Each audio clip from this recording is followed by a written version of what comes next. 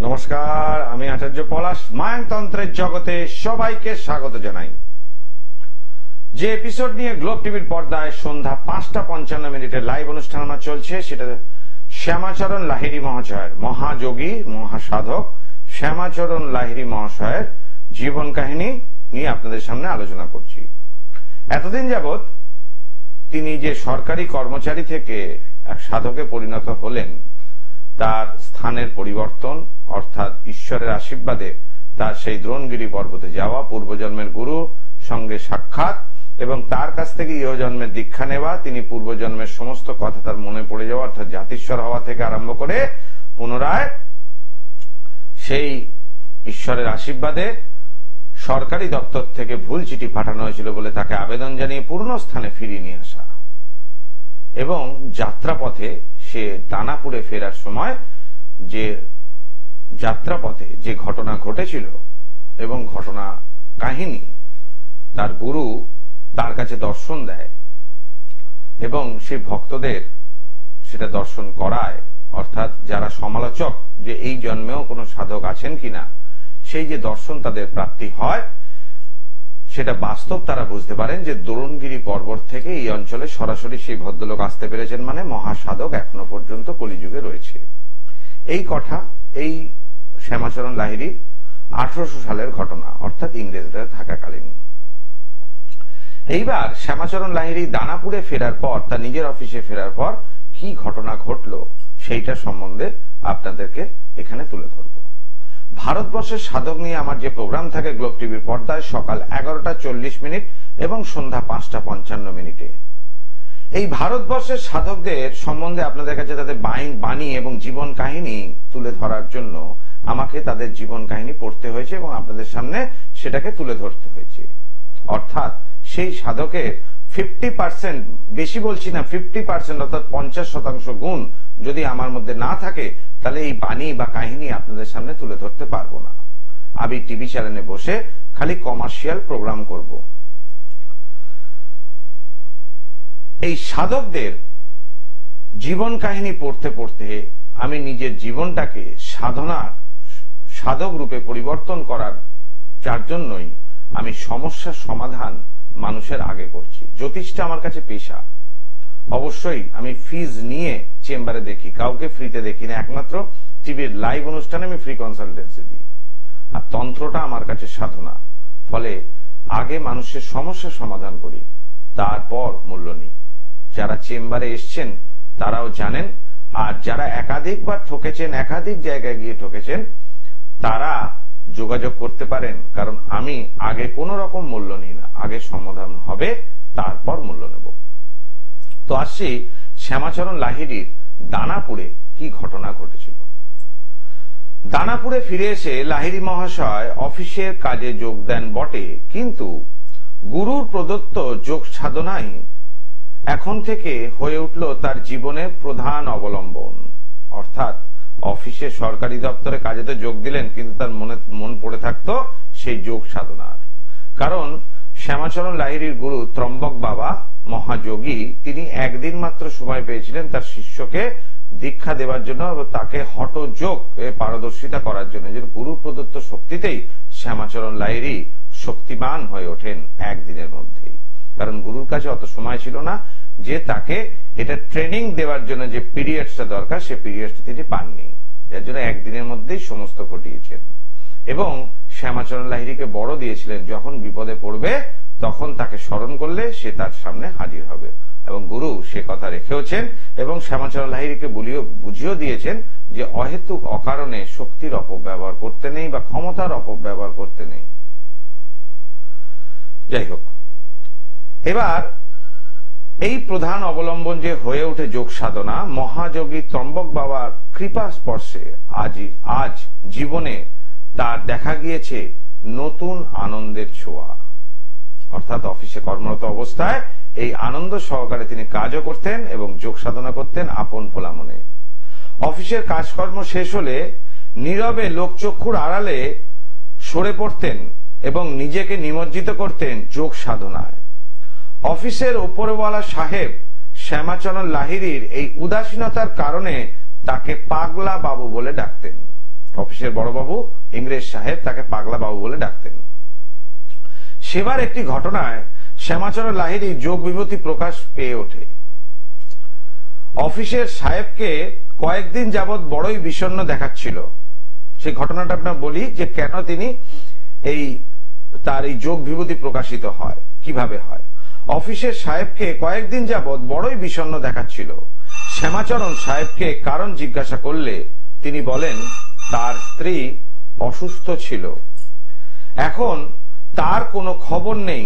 সাহেবের চিন্তা তার স্ত্রী এখন গুরুতর অসুস্থ হয়ে পড়েছে। বলে রাখি, তখনকার দিনে যোগাযোগের জন্য কিন্তু টেলিগ্রাম থাকতো আর চিঠির মাধ্যমে, তখন কিন্তু টেলিফোনিয়া অর্থাৎ টেলিফোন ব্যবস্থাটা শুরু হয়নি। সুতরাং চিঠির মাধ্যমে আর টেলিগ্রাম এর মাধ্যমে কিন্তু কথাবার্তা আদান প্রদান হতো।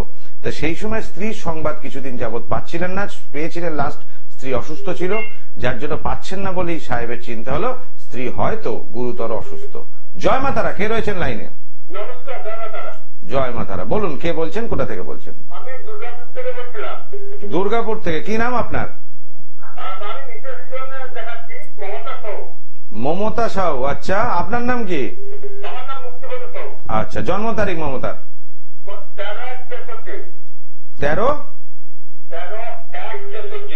13 জানুয়ারি 1966, তাই তো? টাইমটা বলুন, জন্ম সময়।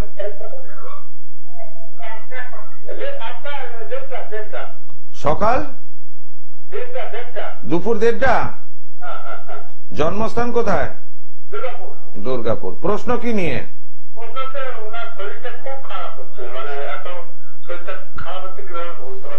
আজকে সকালে কি খেয়েছেন উনি?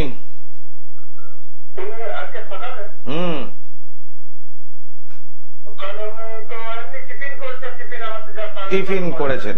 বৃহস্পতিবার জন্মবার মমতার?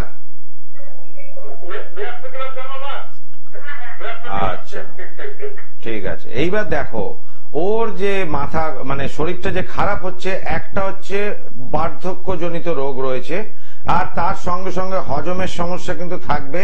ইউট্রাসে একটা বড় সড়ো সমস্যা হতে পারে, অপারেশনও হতে পারে, বা ক্যান্সারের আকার নিলেও নিতে পারে এই সমস্যাটা। লিভারের সমস্যা থাকবে এবং তার সঙ্গে সঙ্গে নার্ভের সমস্যা আসতে পারে। সরকারি চাকরি কি তোমার বউ কি হাউসওয়াইফ? হাউসওয়াইফ। ওর কিন্তু হরোস্কোপ অনুযায়ী সরকারি প্রাপ্তির একটা যোগ ছিল। বর্তমান যে দশা দিয়ে যাচ্ছে সেই দশা হচ্ছে শনির মহাদশা এবং বৃহস্পতির অন্তর্দশা, এবং ষষ্ঠপতি শুক্র সে অবস্থান করছে এখানে দশম ভাবের ওপর, এবং অন্যদিকে যদি দেখা যায় অষ্টমপতি অবস্থান করছে বৃহস্পতি, সে অবস্থান করছে লগ্নের ওপর। সুতরাং এর থেকে বলা যায় যে লিভারের সমস্যা বড়তর, পেটের সমস্যা তো বিশাল, এবং ইউট্রাসের সমস্যাও রয়েছে। পেচ্ছাপ ঠিক মতো হয়? কি করে বললাম, আপনি দুর্গাপুর, আমি কলকাতা স্টুডিওতে। হরোস্কোপ দেখি তো, ওনাকে দেখিনি, ওনার হাতের রেখাও দেখিনি, ওনাকেও দেখিনি, শুধু হরোস্কোপ দেখে প্রেডিকশন করলাম।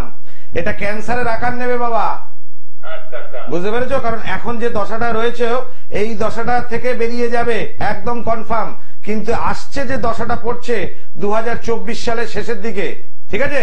দশা পরিবর্তন হচ্ছে তোমার স্ত্রীর, তাই পরের দশাতে কিন্তু সেই রোগটাকে বড় সড়ো আকারে ধারণ করবে। গলব্লাডার অপারেশন হয়ে গেছে? হবে, ঠিক আছে, অপারেশন হবে। সেই ক্ষেত্রে একটু ভালো জ্যোতিষীর সঙ্গে একটু কনসাল্ট করে নিন। আমি দুর্গাপুরে বসি না, আপনি একটা ভালো জ্যোতিষের সাথে ভালোভাবে পরামর্শ করে নিন, কেমন? জয় মা তারা। দর্শক বন্ধু, আমি প্রত্যেকে সহযোগিতা করি। যারা গ্লোব টিভির পর্দায় ফোন করতে চাইছেন, যে কোনো সরাসরি ফোন করার জন্য নাম্বার রয়েছে, আর বুকিং নাম্বার হচ্ছে 9836396305 এবং 9836955394, 9836396305। এই দুটি নাম্বারই আপনারা ফোন করতে পারেন। এবং আমার যে চেম্বার রয়েছে সেই চেম্বার রয়েছে নিজস্ব বাসগৃহ, উত্তর কলকাতা শ্যামবাজার, কলকাতা স্টেশন, আরজিকর হসপিটালের সামনে। সেখানে আমার নিজস্ব বাসগৃহ, গৃহবন্দী সেখানেই রয়েছে। বুধবার দিন ব্যারাকপুর চেম্বার থাকে এবং শুক্রবার দিন হাওড়া ময়দান চেম্বার থাকে। মাসে একটি চেম্বার থাকে মেচেদাতে, এবং তারাপীঠে থাকে প্রতি অমাবস্যায় আমার চেম্বার, এবং তারাপীঠে যাওয়ার আগের দিন, অমাবস্যার আগের দিন আমি বর্ধমান চেম্বার করি, তারাপীঠে যাই। সুতরাং ওই একটা দিনই বর্ধমান থাকে। সুতরাং মেচেদা, বর্ধমান, তারাপীঠ, এটা মাসে একদিন, আর সাপ্তাহিক চেম্বার ব্যারাকপুর, হাওড়া এবং নিজস্ব বাসগৃহ শ্যামবাজার। এই যে সাধক, এই সাধকদের সম্বন্ধে বাণী প্রচার করতে তা হঠযোগ যদি না থাকে তান্ত্রিকের শক্তির মধ্যে, তবে সেই কার্য হবে না। যেমন আপনারা টিভি স্ক্রিনে আমার তারাপীঠের যে কাজ, যে বাণ চালনার কাজ হয়, কিভাবে হয়, এই যে পুতুলের এক যে শত্রু, মানে আমার ভক্তের যে শত্রু, তার প্রাণ প্রতিষ্ঠা করতে হবে। তাহলে কি করতে হবে? সেই হঠযোগের মাধ্যমে সেই ব্যক্তির ঊর্জা শক্তিকে চুষে নিয়ে এই পুতুলের মধ্যে প্রবেশ করাতে হবে মন্ত্র উচ্চারণে, যে এর মধ্যে প্রাণ প্রতিষ্ঠা হলো। ইয়াগচ্ছ ইয়াগচ্ছ ইয়াতিষ্ঠ ইয়াতিষ্ঠ ইয়াসান নিরুদর্শ আত্রাধিষ্ঠান কুরু সুখং চিরস্তুষ্টন্তু, এই বলে সেটা প্রাণ প্রতিষ্ঠা করতে হয়। আরো প্রাণ প্রতিষ্ঠার আরো মন্ত্র আছে। শরীরের প্রত্যেকটা অঙ্গের সঞ্চালনের জন্য একটা মন্ত্র থাকে। এই প্রাণ প্রতিষ্ঠা করার পর তারপর চালান ক্রিয়াটা তার মধ্যে হলে সেই ব্যক্তি যেখানেই থাক না কেন সে উল্টে পড়ে যাবে। এটাই কনসেপ্ট। এবং এই হঠযোগ দ্বারাই কিন্তু ওর শক্তিটাকে চুষে ওই পুতুলের মধ্যে ঢুকিয়ে দিয়ে তার উপর ক্রিয়া করতে হয়। সুতরাং হঠযোগ সাধক প্রাপ্তি দ্বারা মায়াংতন্ত্র যারা যে কোনো রকম সমস্যার সমাধান 100% হয়। কারণ আমার যে মেটাল ট্যাবলেট, সেই মেটাল ট্যাবলেট পরিধান করার সঙ্গে সঙ্গে যে কোনো ব্যক্তি সমস্যা মুক্ত হন। আমি আগে কলার বন্ধুকে দেখে নি। জয় মাতারা। জয় মাতারা। বলুন, কে বলছেন, কোথা থেকে বলছেন?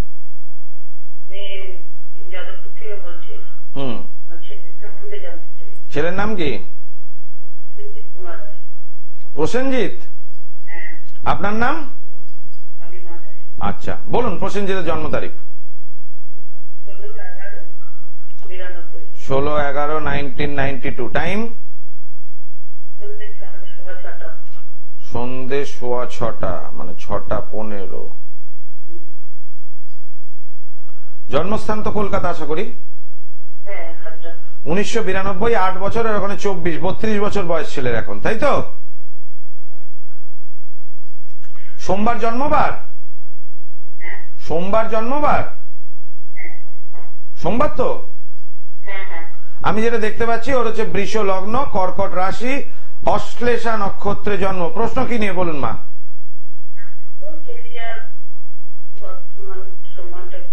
আচ্ছা, কেরিয়ার। তো এখন ছেলে করছে কি? হ্যাঁ, হ্যালো, কি কাজ করছে ছেলে? সুইটি কোম্পানির ডেলিভারি কাজ করে। ঠিক আছে, তা একটু বেটারমেন্ট চাইছেন কি ব্যাপারে? মানে ছেলে কি অন্য কিছু করতে চাইছে? কিছু বলছে না। Very good. শুক্রের মহাদশা, রাহুর অন্তর্দশা দিয়ে যাচ্ছে। ছেলের বিয়ে হয়েছে? বিয়ে হয়নি। বিয়ের যোগাযোগ সম্বন্ধ দেখুন। ঠিক আছে, বিয়ের সময় চলছে ছেলের, বিয়ের সময় চলছে, ডেলিভারি কাজ খুব ভালো হবে। ঠিক আছে, কিন্তু ওর একটা সমস্যা রয়েছে, ওর কিন্তু একটা প্রবল দুর্ঘটনার যোগ রয়েছে, যখন তখন অ্যাক্সিডেন্ট হতে পারে। মঙ্গল শনি ডাইরেক্ট কানেকশন ওর জন্ম ছকের উপর রয়েছে, এবং সেটা রাশিস্থ অবস্থা এবং সপ্তম ভাবে। এটা দুটো নির্দেশ করে, শরীর দুর্ঘটনায় অঙ্গহানি হওয়া এবং বিবাহ বিচ্ছেদ হওয়া, দুটো জিনিস নির্দেশ করছে। কিন্তু মেয়ের ছেলের এখন বিয়ের যোগ চলছে। সুতরাং এই জায়গাটা যে কাজটা করছে সেটা ভালো, এবং রোজগারের জায়গাও সব দিন হয়তো ঠিক মতো হয় না, কোনো কোনো দিন বেশি হয়, কোনো কোনো দিন কম হয়। এবং এমনি ছেলেটি খারাপ ছেলে নয়, তবে শারীরিক সমস্যা বলতে অ্যাক্সিডেন্ট হতে পারে হঠাৎ করে, আর বিবাহ হওয়ার পর একটা ডিস্টার্ব আসবে। এই দুটো সমস্যাই রয়েছে। কেমন? একটু ভালো জ্যোতিষের পরামর্শ নিন, আশা করি সমস্যাটা মেটালে ঠিক হয়ে যাবে। জয় মাতারা। এই যে আমার বিচারটা থাকে একদম পারফেক্ট, যে মানুষের জীবনের সমস্যা কি কারণে তৈরি হয়েছে। প্রথম যিনি কলার, তার সমস্যা ছিল, দ্বিতীয় কলারের অত সমস্যা নেই, কিন্তু দ্বিতীয় কলার শখে ফোন করেছে, কিন্তু যেটা তার প্রশ্ন ছিল সেটাই সে করতে পারল না। সেটা কি প্রশ্ন? যে সে তার ছেলে কারুর সাথে হয়তো প্রেম করছে কিনা, এইরকম একটা প্রশ্ন ছিল, যাকে তার পছন্দ নয় বা এরকম কিছু একটা ব্যাপার, কিন্তু সেটা তিনি ওপেন টিভি অনুষ্ঠানে করতে পারলেন না। যাই হোক, তো সেক্ষেত্রে মানুষের জীবনের সমস্যা তিনটি কারণে হয়। একটা গ্রহগত কারণ, একটা বাস্তুগত কারণ, আর একটি তৃতীয় ব্যক্তি দ্বারা ক্ষতি করলে।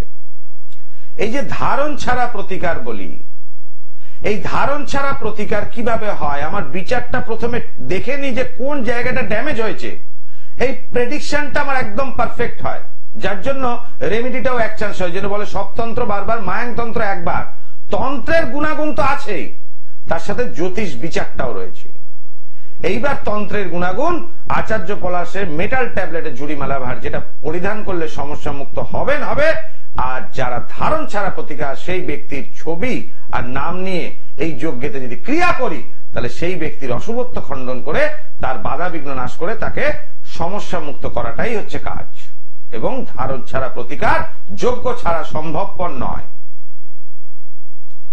কেউ যদি চালান করে এই ক্ষতিটা আপনাকে করে থাকে, সে আদিবাসী তন্ত্র দ্বারা হোক, মুসলিম তন্ত্র দ্বারা হোক, আর কালাজাদু তন্ত্র দ্বারা হোক, 100% মায়াং তন্ত্র দ্বারা এই সমস্যা থেকে মুক্ত করা যাবে। সে সমস্যা শরীর স্বাস্থ্য অসুস্থর মতো হোক না কেন। আমি বলি রোগ হলে আগে ডাক্তার দেখান, অবশ্যই রোগ হলে আগে ডাক্তারের কাছে যান। যদি ডাক্তার বাবু রোগ সারাতে না পারেন, তখন আচার্য পলাশ আছে। তাহলে ধরতে হবে তৃতীয় ব্যক্তি দ্বারা ক্ষতি রয়েছে। তাহলে সেক্ষেত্রে গা হাত পায়ে ব্যথা, সারা শরীরে গিটে গিটে ব্যথা, থেকে থেকে জ্বর আসে, এমন কি কবজ আছে যেটা কোমরে পরিয়ে দিলে সঙ্গে সঙ্গে সেই গাছের শেকড়ের সঙ্গে আপনার এই ব্যথা জ্বর জারি চলে যাবে। পেটের যন্ত্রণা, নাভি থেকে ব্যথা উৎপন্ন হচ্ছে, আত্মবিশ্বাস কমে যাচ্ছে, মাঝে মধ্যে পটি হয়ে যাচ্ছে, কন্টিনিউ বান মেরেছে, তার সঙ্গে সঙ্গে গা ম্যাচ ম্যাচে ভাব। এমন কিছু জিনিস আছে, কোমরে শেকড় বাকড়ের সঙ্গে সেই কবচ পরিয়ে দিলে এই সমস্যা মিটে যাবে, সারা জীবনে আর আসবে না। বৃষ্টি হচ্ছে না, মনে হচ্ছে গায়ের মধ্যে কিছু পড়ছে, রাত্রে ঘুমোচ্ছেন, মশা নেই মশারির ভেতর, বা মশা নেই, ছাড়পোকা নেই, অথচ কে ফুটোচ্ছে কিছু একটা। আপনি খালি পায়ে ঘরে আটেন পরিষ্কার মেজে, কিন্তু পায়ের তলায় ছোপ ছোপ ফুটো ফুটো হয়ে যাচ্ছে, চামড়া উঠে যাচ্ছে, কেন হচ্ছে? অবশ্যই এটা বান লাগার কাজ। হঠাৎ হঠাৎ করে টলে টলে যাচ্ছেন, লোকে বলে ডিসব্যালেন্স, বয়স হয়েছে বলে। ডিসব্যালেন্স কেন হচ্ছেন? গ্রহগত কারণে না শত্রু দ্বারা ক্ষতি? তাহলে সেই শত্রুর অ্যাকশন যদি থেকে যায়, তো সেই জায়গাটা থেকে বের করা ঠিক সম্ভব আচার্য পলাশের দ্বারা। কারণ মায়াং তন্ত্রে না বলে কিছু হয় না। অবশ্যই প্রত্যেকটা মানুষ আমার কাছে এসে উপকার পান কেন? আমি আগে সমস্যা মুক্ত করি, তারপর মূল্য নিই। অবশ্যই কাজের জন্য, তন্ত্রের জন্য যে মূল্য, কিন্তু জ্যোতিষ অর্থাৎ আমার ফিস, পারিশ্রমিক কিন্তু নিয়ে আমি চেম্বারে দেখি। আমি বিনা পয়সায় কাউকে দেখি না, কারণ জ্যোতিষটা আমার কাছে পেশা, তন্ত্রটা আমার কাছে সাধনা। প্রতিটা মানুষ যারা একাধিক জায়গায় গিয়ে ঠকেছেন, তারাও আমার কাছে এসে উপকার পান। এই টেকনোলজি, প্রত্যেকটা জিনিসের একটা নিজস্ব টেকনোলজি থাকে, তো তন্ত্রেরও একটা টেকনোলজি আছে। এই টেকনোলজিকে আয়ত্ত করতে হবে, নইলে আর পাঁচটা দোকানদারিদের মতো জ্যোতিষীকে লোকে বিক্রেতা ভাববে, যে পাথর বেচা বিক্রেতা বা কবচ বিক্রির বিক্রেতা। আমি কোনো সেলার নই, আমি কাউকে বিক্রি করি না কিছু। আমাকে অনেকে ফোন করে জিজ্ঞেস করেন পারস শিবলিঙ্গের কি দাম, মেটাল ট্যাবলেটের কি দাম। তো এগুলো কোনো দামে হয় না, এটার কার্যকারিতাই আসল। তো যে প্রসঙ্গে আমি ছিলাম সেটাই আসি। তার আগে বলে রাখি, প্রতি অমাবস্যায় তারাপীঠ মহাশ্মশানে আমার এই মহাযজ্ঞ যে আপনারা টিভি স্ক্রিনে দেখছেন, এই মহাযজ্ঞে আহুতি দেওয়ার পর এবং ক্রিয়া করার পর একজনও ব্যক্তি নেই যার কাজ হয়নি এরকম বলতে পারেন। কারণ মানুষের সমস্যা কিভাবে মুক্ত হবে সেই সিস্টেম, মানুষকে সমস্যা মুক্ত করার সিস্টেম, আমার ভক্তদের ভালো রাখার সিস্টেম আমার জানা আছে, এবং সেই সিস্টেম দ্বারাই, টেকনোলজি দ্বারাই সবাইকেই সেই সমস্যা মুক্ত করি। এবার আসছি শ্যামাচরণ লাহিড়ীর বাকি অংশে। কি ঘটলো, কি ঘটালেন পাগলা বাবু শ্যামাচরণ লাহিড়ী। এবার সেবার একটি ঘটনায় শ্যামাচরণ লাহিড়ীর যোগ বিভূতি প্রকাশ পায়। তো লাহিড়ী মহাশয়ের অন্তরে করুণা ভরে উঠল যখন তিনি সাহেবের মুখে শুনলেন যে মেম সাহেব গুরুতর অসুস্থ হয়েছেন বলেই চিঠি লিখতে পারছেন না। অসুস্থতার কারণ তিনি আগের চিঠিতে পেয়েছিলেন, কিন্তু অনেকদিন যাবৎ চিঠি আসেনি। শ্যামাচরণ লাহিড়ী মহাশয় তার সাহেবকে আশ্বাস দিলেন সেই দিনই তিনি মেম সাহেবের সংবাদ তাকে এনে দেবেন। অধীনস্থ কর্মচারীর এই অদ্ভুত কথা শুনে সাহেব বিস্মিত হলেন এবং চুপ করে থাকলেন। তখন অফিসের এক নির্জন কক্ষে শ্যামাচরণ ধ্যান বিশিষ্ট হলেন। এরপর শ্যামাচরণ মহাশয় কি বললেন সাহেবকে? শ্যামাচরণ মহাশয় সাহেবকে বললেন, স্যার, আমি জেনেছি মেম সাহেব রোগ মুক্ত হয়েছেন। কোনো দুশ্চিন্তার কারণ নেই। তিনি কয়েকদিনের ভেতরই নিজের হাতে আপনাকে চিঠি লিখবেন। শুধু তাই নয়, তিনি এই পত্রের ভাষা ও বিষয়বস্তু সাহেবকে বলে দিলেন। সাহেব মনে মনে চিন্তা করলেন, শুনে ভালো লাগলো আমার স্ত্রীর শরীর ভালো হবে, কিন্তু এইসব কি বলছে পাগলাবাবু। সত্যি পাগলাবাবু দুশ্চিন্তা মেটালেন ঠিক কথা, কিন্তু মনের দিক থেকে আশ্বস্ত হতে পারছি না যতক্ষণ না চিঠিটা পাচ্ছি স্ত্রীর। এটা সাহেব চিন্তা করলে লাগলেন। ভারতীয় যোগীদের নানা অলৌকিক বিভূতির কথা সাহেব আগে শুনেছিলেন এবং তার অফিসের যে কাজকর্ম, তার কলিগদের সাথে শ্যামাচরণ লাহিড়ীর যে ঘটনা ঘটেছিল রানীক্ষেত থেকে দানাপুর আসার মাঝখানে, সেটাও সাহেব শুনেছিলেন। কিন্তু তার অফিসের পাগলাবাবুই যে মহাপুরুষ যোগী তা তিনি বুঝতে পারেন স্ত্রীর পত্র অর্থাৎ চিঠি পাওয়ার পর। সাহেব বোঝেন একদম ওই রকম চিঠি লেখা যা শ্যামাচরণ লাহিড়ী সাহেবকে বলেছিলেন বয়ান রূপে এই রকম চিঠি আসবে, সেটাই সাহেব হাতে পান এবং সাহেব আশ্চর্য হয়ে পড়েন। সত্যি আশ্চর্য এবং বিস্ময়করের ঘটনা। কয়েক মাস পর মেম সাহেব ভারতে আসেন দানাপুরে। হঠাৎ একদিন লাহিড়ী মহাশয়কে দেখে এই ইংরেজি মহিলা বিস্ময়ের সীমা রইল না। স্বামীকে বলেন, এই মহাত্মাকেই তো আমি ইংল্যান্ডে দর্শন করেছি। আমার রোগ শয্যার পাশে ইনিই দাঁড়িয়েছিলেন। জীবন বাঁচার কোনো আশা ছিল না। তখন এনার কৃপায় অলৌকিকভাবে আমার রোগ মুক্তি ঘটেছে। আমার জীবন আবার আমি ফিরে পেয়েছিলাম। পাগলাবাবুর এই অপূর্ব যোগ বিভূতির কথা শুনে সাহেব স্তম্ভিত হয়ে গেলেন। সমস্ত অফিস এবং আশেপাশে এই ঘটনা রটে গেল। গুরু শক্তিতে শক্তিমান সাধকের কাছে ঘটেছে দ্রুত গুরু শক্তির রূপান্তর।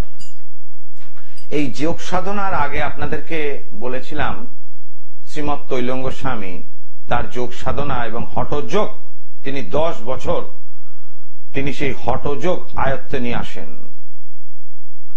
সেই 10 বছর হঠযোগ আয়ত্তে নিয়ে আসার পর এমন শক্তিশালী হন তৈলঙ্গ স্বামী। এবং গুরু যে ত্রম্বক বাবা, যিনি শ্যামাচরণ লাহিড়ীর গুরু, তিনি সর্বশক্তি উজাড় করে দিয়েছিলেন শ্যামাচরণ লাহিড়ীকে, যাতে পরিবারে থাকা ব্যক্তিদের হঠযোগ কিভাবে শেখান এবং সেই যোগ সাধনার বিস্তার। কারণ এই যোগ সাধনা একটা গুহ্য বিদ্যাতন্ত্রের, যেটা আমাদের দেশ থেকে প্রায় লুপ্ত প্রায় হয়ে গিয়েছে, সেটা ত্রম্বক বাবা বুঝেছিলেন।